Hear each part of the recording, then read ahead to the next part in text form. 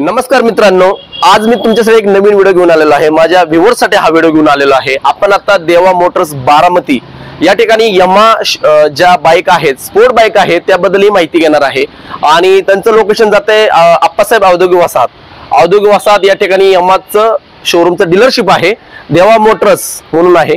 तर चला बघूया आज जे सेल्स मॅनेजर आहेत आपल्याला आज काय माहिती देणार आहेत।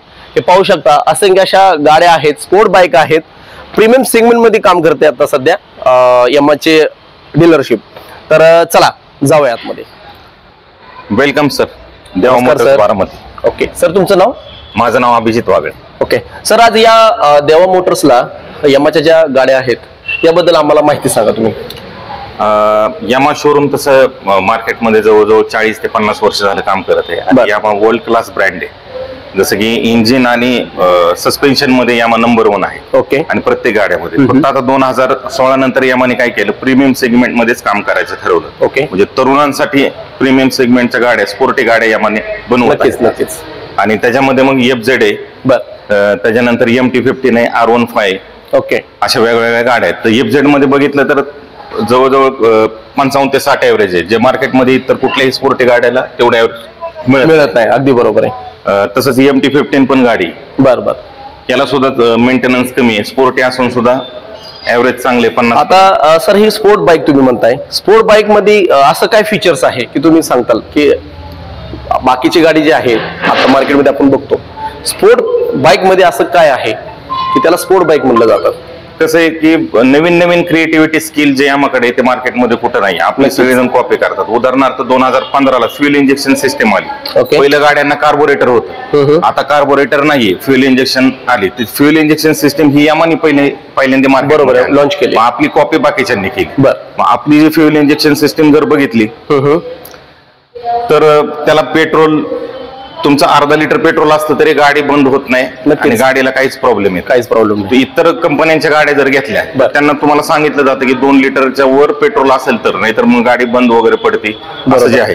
कारण ती जी टेक्नॉलॉजी ती यामाने आणली, यामाचीच टेक्नॉलॉजी चांगली आहे। नक्कीच, ही टेक्नॉलॉजी पण चांगलीच आहे, अर्धा लिटर पेट्रोल टेक्नॉलॉजी आहे, त्याच्यामुळे वर्ल्ड क्लास ब्रँड आहे आपलं। ओके आहे। आता सध्या तुम्ही 3 गाड्या बाईक दाखवल्या, अजून कोणत्या दाखवणार तुम्ही? त्याच्यानंतर मॉडिफाईड गाडी पाहिजे असेल तर मग R15 गाडी आहे आपली। सर्व आता पूर्णपणे ज्या रेसिंग गाड्या वापरतात वर्ल्ड मध्ये ज्या आहेत, बरोबर आहे, त्या टाईप त्याचा लुक थोडस आहे या गाडीला, आणि तो फील येतो म्हणजे कस्टमरला। नक्कीच। वेट किती आहे साधारणतः? 139 किलो वजन आहे, 139 kg, आणि 135 ते 140 दरम्यान आहे। आणि जसं रेग्युलर बाईकला ऑइल आपण वापरतो तसं ह्याचं पण ऑइल वेगळं असेल ना? सर्वच वेगळं असेल? नाही, रेग्युलर ऑइल ना आपलं, रेग्युलर इंजिन ऑइल रेग्युलर असतं ते रेग्युलर। यामाचं स्वतःचं पण ऑइल आहे। त्याची किती प्राइस जाते सर गाडीची? गाडीची ही जाते साधारणतः 2,30,000 रुपयापर्यंत। 2,30,000। आता डिस्काउंट वगैरे काय तुमच्या आता ऑफर जसं सीझन नुसार असतात, तरी पण कस्टमरला आपण करतो कॉपरेट, म्हणजे काय कमी जास्त करून गाडी करतो। आता 2025 मध्ये किंवा 2024 मध्ये ज्या गाड्या लॉन्च झाल्यात त्या गाड्यांची जरा माहिती सांगा।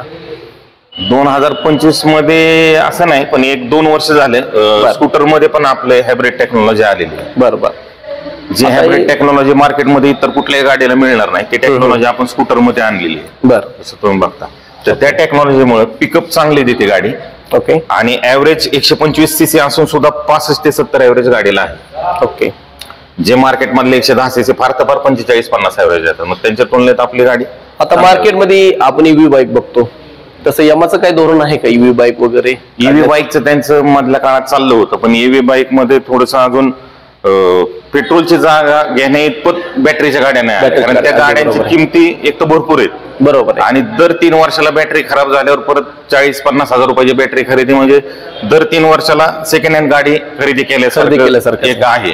त्याच्यामुळे फार काही ते परवडत नाही, आणि प्लस मग उन्हात गाडी ठेवल्यावर स्पोर्ट होतात वगैरे, त्याच्यामुळे यामाने अजून त्याच्याकडे काही लक्ष दिलेलं नाही। आता ही स्पोर्ट बाईक मध्येच मोडली जाते का?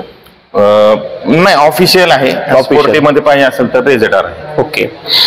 ह्या गाडी कोणती, काय नाव आहे ह्याचं? सेम आहे, दोघांचे इंजिन सेम आहे। बरोबर, फक्त स्पोर्टी लुक दिलाय, ऑफिशियल लुक दिलाय। ओके।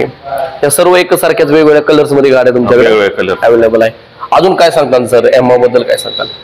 यामा क्वालिटी देते कस्टमरला, चांगली क्वालिटी देण्याचा यामा प्रयत्न करतो. म्हणजे कुठेही क्वालिटीमध्ये कमतरता पडू देत नाही. हे यामाचं मेन उद्देश आहे. बरोबर आहे.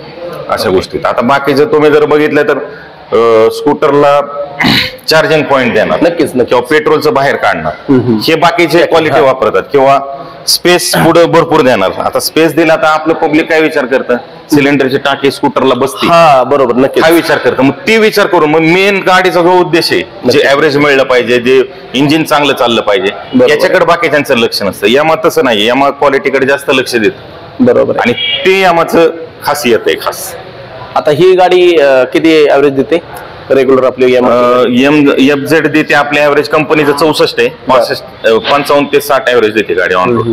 जसं की आता बघितलं, आता तुम्ही जसं स्पोर्ट बाईक बद्दल मला सांगितलं की BS4 ज्या गाड्या निघाल्या, BS6 यांना खूप आता मोस्टली प्रॉब्लेम येतात. आता इलेक्ट्रिकल प्रॉब्लेम्स आहेत ते, म्हणजे पेट्रोल गाड्यांनाही आहे. तसं आपल्या गाड्यांना काय अशी प्रॉब्लेम? आपल्या गाड्यांना काहीच प्रॉब्लेम नाही अजून. कुठलेही कस्टमर एकदा गाडी घेतली की परत कुठल्याच कारणावर बऱ्यापैकी येत नाही या प्रॉब्लेम आहे वगैरे काय. त्याच्यामुळे यामा प्रीमियम सेगमेंट असून सुद्धा आपला सेल चांगला आहे आता सध्या. नक्कीच नक्कीच. सॅटिस्फाईड कस्टमर भरपूर आहे आणि क्वालिटी असल्यामुळे अडचण नाहीच. म्हणजे पब्लिकला हे माहिती, नॉलेजेबल कस्टमरला की यामाची गाडी घेतल्याच्या नंतर काय प्रॉब्लेम. याच्यामध्ये कोणते कलर्स अवेलेबल? R115 मध्ये R1 मध्ये व्हाईट आहे, असा ग्रे कलर आहे. Okay okay. ब्लॅक कलर आहे, मॅट फिनिशिंग ब्लॅक मध्ये, मॉन्स्टर आहे. गाडीला डिस्क ब्रेक असणं फायद्याचं आहे का नसणं फायद्याचं आहे? आता स्पोर्टी गाड्यांना शक्यतो डिस्क ब्रेक येतोच. म्हणजे अशी विदाऊट डिस्कची गाडी आपल्याकडे नाहीच आहे. म्हणजे गाडी बेसिक सुरुवात आपल्या बेसिक गाडीपासून होती. 1,48,000 रुपये किंमत आहे ऑन रोड. नक्कीच नक्कीच. आणि त्याच्यानंतर मग त्याच्या पुढचं मॉडेल आहे 1,64,000 आणि मग त्याच्या पुढे 2 लाखाच्या पुढे गाडी. तुम्ही बाईक म्हणता यामाची, पण आज जर स्प्लेंडरची जर बनाय गेली तर किंमत बघा ना, लाखाच्या पुढेच गेली की. हा, लाखाच्या पुढे गेली. म्हणजे यमाचं तसं एवढी पण प्राइस नाहीये. म्हणजे सर्वसाधारण लोक म्हणतात ना की यमाच्या गाड्या खूप महाग असतात, बरोबर अशा. पण आज या मला तुमच्या शोरूमला आल्यानंतर कळलं की गाड्याचे एवढे प्राइस नाहीये. सर्वांनी यमाच्या गाड्या वापरल्या पाहिजे, कारण त्याचा लुक म्हणा किंवा त्याचे फीचर्स म्हणा जे तुम्ही सांगितले ते खरंच चांगले आहे. ओके, थँक्यू सर, तुम्ही खूप छान माहिती दिली. आल्याबद्दल वेलकम. आपण आता यमाच्या सर्व्हिस सेंटरला आहे. नमस्कार सर. सर तुमचं नाव? अभिषेक पवार. ओके सर, या ठिकाणी आता ज्या टाइमला गाड्या येतात यमाच्या तुमच्याकडे सर्व्हिसिंगला, तर कसं तुमचं म्हणजे कशा पद्धतीने तुम्ही ते हँडल करता? सुरुवात कशी असते तुमची? सर्व्हिसिंगला गाडी आल्याच्या नंतर ना आपण आधी सुरुवातीला जॉब कार्ड करून घेतो. कस्टमरच्या ज्या काही कंप्लेंट आहेत सगळ्या कंप्लेंट ऐकून घेतल्या जातात. ओके. आणि त्या कंप्लेंट ऐकून घेतल्याच्या नंतर ना त्याच्यावरती इथं मेकॅनिकची जी आपली टीम आहे ती पूर्ण ट्रेनिंग कम्प्लीट केलेली मेकॅनिक आहेत आपल्याकडे. इथं एक्सपर्ट मेकॅनिक इथे आहेत काम करायला. त्याच्याकडून त्यांच्याकडून ते सर्व काम करून घेतले जातात आणि गाडीचे प्रॉब्लेम सॉल्व्ह केले जातात. आता रनिंग मध्येच गाडी दिसते एक, आता यमाचीच दिसते नाही, तर त्याबद्दल सांगा. कसं रेग्युलर आपली जी गाडी सर्व्हिसिंग सोडतो आपण करायला, तर त्याचं कसं की फिल्टर चेक करणे नाही का, बाकीचे ऑइल चेंज करणे, तर ह्या गाड्यांचं कसं असतं? ह्या गाड्यांचं पण सेम राहतं, फक्त ह्या गाड्यांना जी सिस्टीम आहे ते ऍडव्हान्स टेक्नॉलॉजी सिस्टीम आलेली, FI सिस्टीम आलेली, हायब्रिड गाड्या आलेल्या आहेत आता नवीन मध्ये ऍव्हरेज लेटेस्ट वाढण्यासाठी. FI सिस्टीम म्हणजे काय सर? FI सिस्टीम मध्ये फ्युएल इंजेक्टर येतो. त्या गाड्यांचा कार्बोरेटर सिस्टीम आता बंद झाली. बाकीच्या कंपन्यांमध्ये आत्ताची FI सिस्टीम आलेली. आपल्याला 2013 पासून FI गाड्या आहेत आपल्याकडे. नक्कीच नक्कीच. बाकीचे आता जे प्रॉब्लेम फेस करतात ते यामा आता फेस करत नाही. तो प्रॉब्लेम आधीच फेस करून यामाचे झालेले आहेत. बरोबर आहे. त्यामुळे गाड्या क्वालिटीला एक नंबर आहेत यामाच्या. आणि सर्व्हिसच्या बाबतीत मेंटेनन्स कॉस्ट थोडीशी यामाची जास्त राहते, परंतु पार्ट तसे हेवी असतात. जपानच्या तिकडून जे काही एक्सपोर्ट केले जातात म्हणून कॉस्ट जास्त राहते, पण पार्टची क्वालिटी एक नंबर आहे. कस्टमरने व्यवस्थितकडे जर व्यवस्थित लक्ष कस्टमरने गाडीकडे दिलं, सहजासहजी मेंटेनन्स निघत नाही. रेग्युलर आपण आता बाईक चालवतो त्या टाइमला म्हणजे ग्राहकांनी कोणती काळजी घ्यायला पाहिजे? तुम्हाला याबद्दल काय सांगायचं? सर्रास यामाच्या गाड्यांना पिकअप हा जास्त आहे बाकीच्या गाड्यांपेक्षा. 150 cc 155 cc गाडी जरी असली तरी गाडीला पिकअप भरपूर आहे. त्यामुळे सेफ्टी पहिल्यांदा ड्रायव्हरने हे केली पाहिजे. जो पण गाडी चालवते त्याने हेल्मेट बिलमेट घातलं पाहिजे, कारण ऍक्सिडेंटचं प्रमाण भरपूर आहे. त्याच्यामुळे ते पहिले हे केलं पाहिजे, सेफ्टी फर्स्ट. आता शेजारी ही पण यमाचीच गाडी ना? हो. तर ही आपली ऍक्टिवा टाइप नाही का गाडी? तर या गाडीबद्दल सांगा की रेग्युलर आपली जे हायब्रिड इंजिन येतं ह्या गाडीला. ह्या गाडीचं ऍव्हरेज 70च्या पुढे राहतं. ह्या गाडीमध्ये स्कूटी सेगमेंट मध्ये सगळ्यात जास्त ऍव्हरेज देणारी गाडी म्हणून ही गाडी ही केली जाते. बरोबर. गाडीला पिकअप बाकीच्या गाड्यांपेक्षा भरपूर आहे. सस्पेन्शन गाडीचं चांगलं आहे. सिटिंग पण भरपूर मोठं दिलेलं आहे यामाने. बरोबर आहे. या गाडीचा विषय आहे. आता रेग्युलर काय होतं ऍक्टिव्हा 6 जे आपण BS6 ज्या मार्केटमध्ये गाड्या आल्यात का नाही की त्यांना सेन्सरिंग प्रॉब्लेम आहेत खूप, तर ह्या गाडीला तसं काय आहे का? नाही, तेच मी सांगितलं की ह्या गाड्यांना सेन्सर बिन्सर ज्या गोष्टी होत्या त्या 2014 पासून होत्या.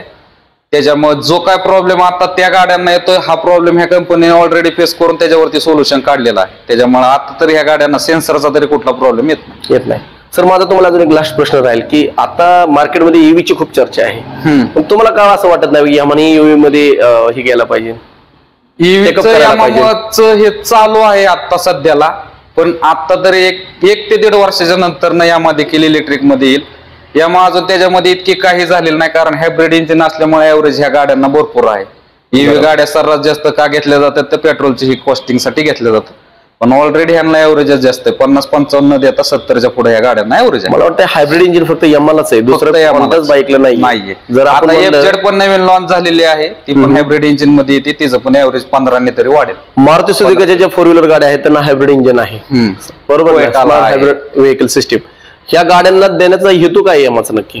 ऍव्हरेज वाढलं पाहिजे, कस्टमरचा थोडासा हे झाला पाहिजे, त्यासाठीच या गाड्यांना पण दिलेला आहे. आणि प्राइस जर म्हणलं यमा गाड्यांच्या तर बाकीच्या तुलनेत कशी आहे? प्राइस थोडीशी जास्त राहते, कारण मटेरियल तेवढं हेवी क्वालिटीचं यूज केलं जातं म्हणून प्राइस जास्त राहते. अजून काय सांगताल सर? ठीक आहे, ओके, थँक्यू सर, तुम्ही खूप चांगली माहिती दिली, धन्यवाद. तर चला मित्रांनो, आपला हा ब्लॉग शूट झाला. देवा मोटर्सला आपण आलो होतो, त्यांची यामाची डीलरशिप आहे. या ठिकाणी आपल्याला खूप चांगल्या सरांनी माहिती सांगितली. या ठिकाणी त्यांच्या स्पोर्ट बाईक म्हणा, रेग्युलर बाईक म्हणा, खूप चांगल्या पद्धतीने त्यांनी आपल्याला गायडन्स केलं, लोकांना माहिती दिली. नक्की हा तुम्हाला व्हिडिओ आवडणार आहे. सगळ्यांनी हा व्हिडिओ पाहायचा आहे, सगळ्यांनी व्हिडिओला लाईक करायचा आहे, शेअर करायचं आहे. आणि जर तुम्ही यामाची बाईक वापरत असाल तर तुम्ही कमेंटमध्येही मला तुम्ही सांगू शकता की ते गाडीचा परफॉर्मन्स कसा आहे, त्याचा मायलेज वगैरे सगळ्या गोष्टी तुम्ही मला सांगू शकता. आणि कमेंट बॉक्समध्ये सांगा की तुम्हाला कोणत्या अजून शोरूमची माहिती पाहिजे, तुम्हाला कोणत्या गाडींची माहिती पाहिजे, तुम्हाला कोणत्या कार्स पाहिजे, सगळ्या. आणि महत्त्वाचं म्हणजे यूज जर कार तुम्ही वापरत असाल तेही मला सांगत जावा. त्याचा कॉन्टॅक्ट नंबरही मी तुम्हाला देतो, नक्की मला कॉल करा. तर चला, नेहमी तुम्ही माझे व्हिडिओ बघताच, अजून नवीन कोणी लोक असेल त्यांनाही माझी लिंक तुम्ही शेअर करत जावा, त्यांना व्हिडिओचा आनंद घेऊन द्या. तर चला, धन्यवाद. नेक्स्ट व्हिडिओमध्ये आपण असंच भेटणार आहोत. श्री स्वामी समर्थ.